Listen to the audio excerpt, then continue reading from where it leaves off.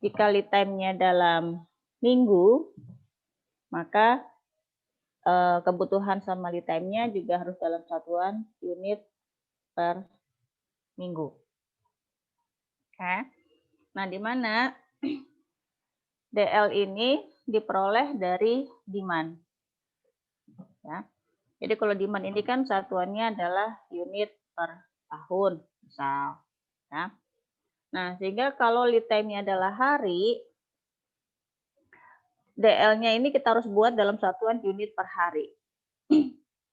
Jika satu tahunnya ada 200 hari, maka kebutuhan selama lead time adalah, atau kebutuhan per harinya, ya, maka kebutuhan per harinya adalah unit per tahun dibagi jumlah hari per tahun. Ya. Jadi misalnya unit per tahunnya 1000 unit per tahun. Maka dibagi dengan jumlah harinya adalah 200 hari per tahun. Oke, tahun-tahun coret, maka 1000 dibagi 200 adalah 5 unit per hari. Ya, oke. Nah, sehingga kalau lead time-nya itu adalah 7 hari, ya, jika lead time-nya adalah 7 hari, maka reorder point-nya merupakan perkalian dari lead time dikalikan kebutuhan per hari. Yaitu lead time-nya 7 hari, kemudian kebutuhan per harinya adalah 5 unit. Sehingga reorder point adalah 35 unit. Nah, reorder point ini menunjukkan jumlah stok di gudang minimal. Ya. Jumlah stok di gudang. Kenapa? Nggak kelihatan. Iya. Nggak kelihatan? Kelihatan nggak? Udah kelihatan. Nah, oke. Nah, sehingga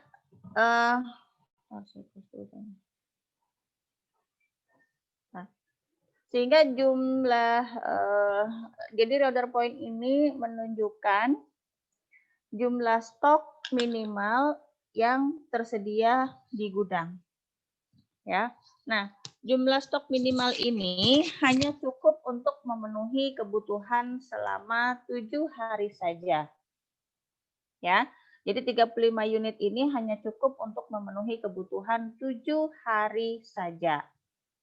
Nah, sehingga kalau kita telat memesan, misalnya nih, kita jarang melakukan stok up 6. Ya. Terus sadar-sadarnya kita baru melakukan stok up 6 pada hari kelima sebelum habis. Ya. Hari kelima sebelum habis, padahal kita harusnya pesannya 7 hari sebelumnya. Karena si supplier butuh waktu 7 hari untuk mengirim barang ke kita. Nah, kita sadar-sadarnya itu di hari -5 sebelum benar-benar habis. Ya. Nah, sehingga stok kita di gudang tinggal 5 kali 5. Ya. Ya, 5 kali 5, berarti tinggal 25. Padahal untuk mengirimkan barang itu butuh waktu 7 hari. Nah, artinya stok di gudang itu hanya cukup untuk menuhin 5 hari saja. Yang 2 harinya terjadilah stock out. Karena barangnya kan datangnya 7 hari setelah kita pesan. Jadi kalau kita baru sadar pas hari kelima, nah 2 harinya udah pasti stok di gudang habis. Gitu ya. Jadi kalau digambarkan,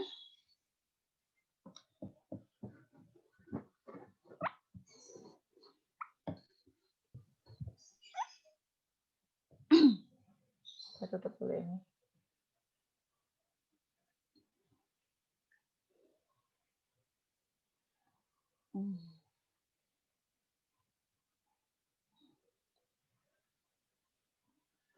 Oke. Jadi kalau digambarkan,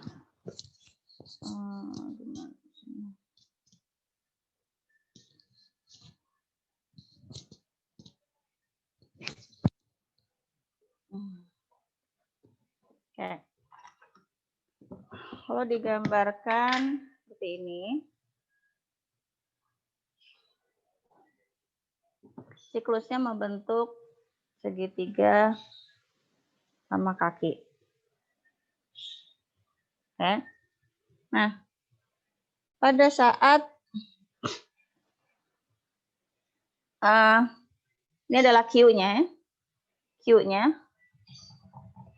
Ingat nilai Q harus lebih besar daripada order point, ya. Karena Q adalah jumlah barang yang dipesan. Setiap hari dipakai. Begitu mencapai titik reorder point, ya. Begitu mencapai titik reorder point, maka pemesanan harus dilakukan kembali.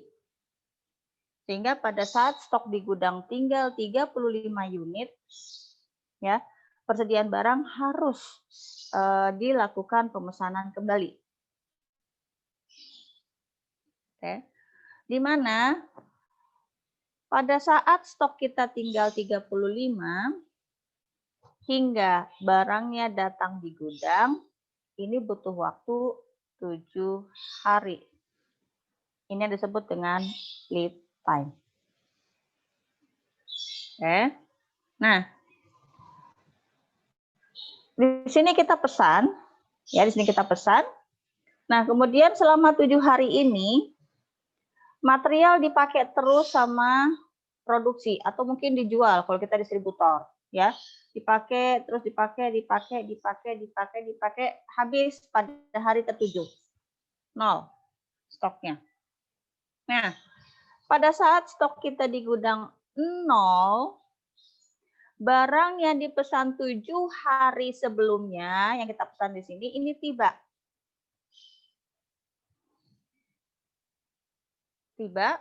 Nah, pada saat inilah stoknya terisi kembali sebesar Q. Ya, sebesar Q, keisi lagi. Ya. Dipakai lagi. Nah, begitu stok kita tinggal di order point, yaitu sebesar 35 unit tadi, pesen lagi. Ya, pesen lagi. Ya. Nah, di mana mulai dari kita melakukan pemesanan sampai barangnya tiba, ini butuh waktu 7 hari lead time. Oke.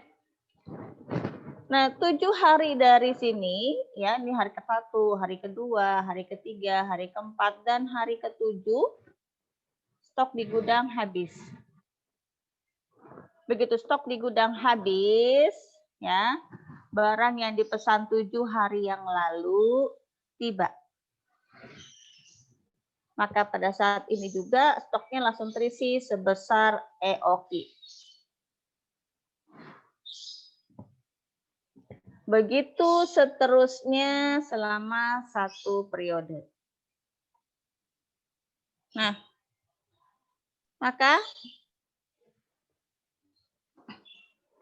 kalau kita mau produksi di hari ke-0, jadi misalnya ini hari ke-0, gitu ya. Kapan kita harus melakukan pemesanan supaya pada hari H-nya ini stoknya terisi? Maka kita harus melakukan pemesanan 7 hari sebelumnya, yaitu pada hari ke-7. Ya. Pada hari ke-7, kita melakukan pemesanan. Pada hari ke-7 kita melakukan pemesanan.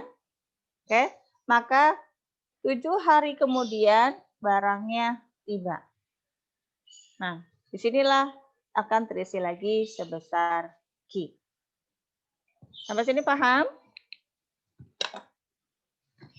Dan tanya sampai sini? Belum ya?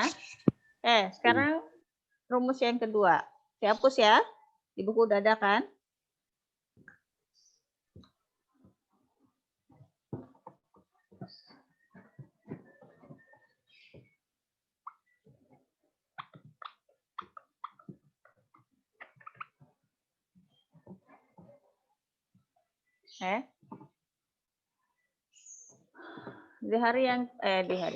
Di rumus yang kedua, lead time-nya lebih besar daripada siklus. Ya, lead time-nya lebih besar daripada siklus. Oke. Nah, rumusnya ada perbedaan sedikit, yaitu lead time dikurangi siklus dikalikan kebutuhan per hari. Ya. Sehingga lead time-nya harus dalam satuan hari, siklusnya harus dalam satuan hari, dan DL-nya harus dalam satuan unit per hari. Ya, jadi kebutuhan per hari. Ya, jadi DL itu jatuhnya adalah kebutuhan per hari. Oke. Nah,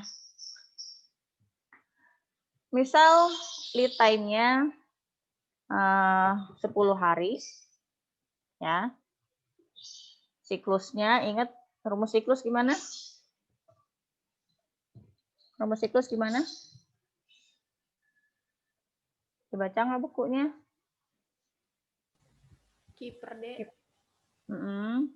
Q per D. Nah, karena lead time-nya dalam satuan hari, maka siklusnya juga harus dalam satuan hari.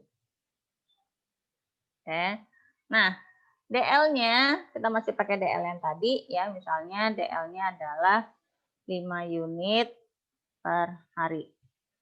Nah, misalnya si siklusnya ini adalah misalnya 7 hari. Misal.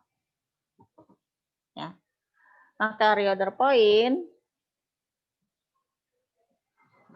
point-nya adalah lead time-nya 10 hari dikurangi siklusnya 7 hari, ya, dikalikan dengan DL-nya 5 unit per hari.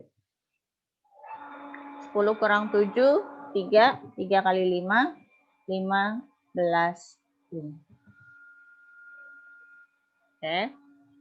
Nah, sehingga pada saat stok di gudang tinggal 15 unit, maka perusahaan harus melakukan pemesanan kembali agar pada saat stoknya stoknya 0, barang yang dipesan ya sebelumnya sudah dilakukan sudah tiba.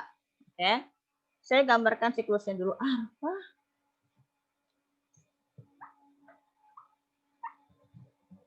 Saya gambarkan siklusnya. Masih seperti tadi.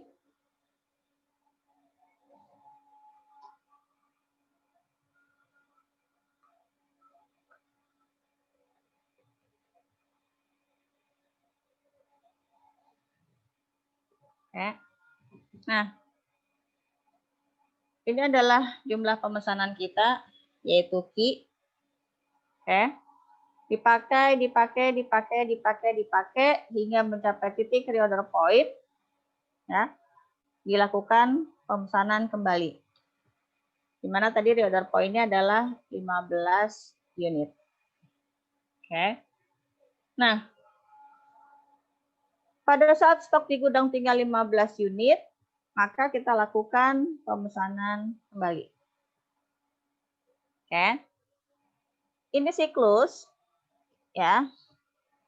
Dari titik yang pemesanan yang satu ke pemesanan yang berikutnya atau dalam satu siklus persediaan ini kita sebut dengan T, ya.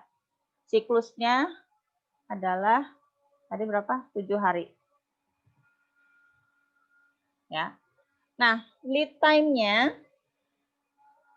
barang yang kita pesan di sini, ya.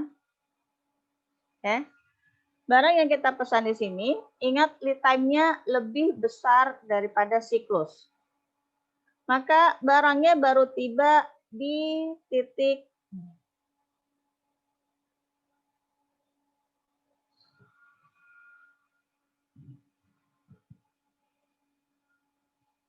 ya, di mana lead time-nya adalah 10 hari. Ya. Jadi barang yang dipesan di sini pada saat stok kita tinggal 15, baru nyampe di titik ini. Kalau ini adalah siklus yang ke-1, ini siklus yang kedua, ini adalah siklus yang ketiga. Maka barang yang dipesan di siklus yang pertama, ya, ini untuk memenuhi kebutuhan pada siklus yang ketiga. Oke. Nah, kemudian kan di siklus yang kedua kita mau produksi, Bu. Benar, kita harus produksi. Nah, di titik ini kan titik 0 nih. Terus gimana caranya supaya yang siklus yang kedua tetap berproduksi? Maka kita harus melakukan pemesanan 10 hari sebelumnya. Oke, pada hari minus keberapa? Di sini barang harus tiba.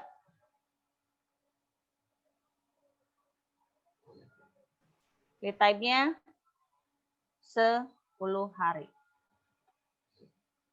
Oke. Dari titik ini ke sini 7. Ya. Dari titik ini ke sini 7 hari. Maka dia harus melakukan pemesanan pada hari ke berapa? -3, Bu. -3. 3. Ya. Jadi pada hari ke -3 dia harus melakukan pemesanan. Supaya barang yang dipesan di pada minus ketiga ini akan tiba pada saat siklus yang kedua mau mulai. Karena di sini habis nih. Oke. Bagaimana dengan siklus yang pertama? Maka dia harus dipesan kapan? Pada hari ke minus -10. 10. Supaya barangnya tiba di siklus yang pertama. Nah, sekarang kalian lihat yang di sini. Ya. Nih. Oke. Kalau dari titik 0 ke sini adalah 7 hari. Ya. Kemudian dari titik ini ke sini adalah 10 hari. Maka ini hari, berapa hari?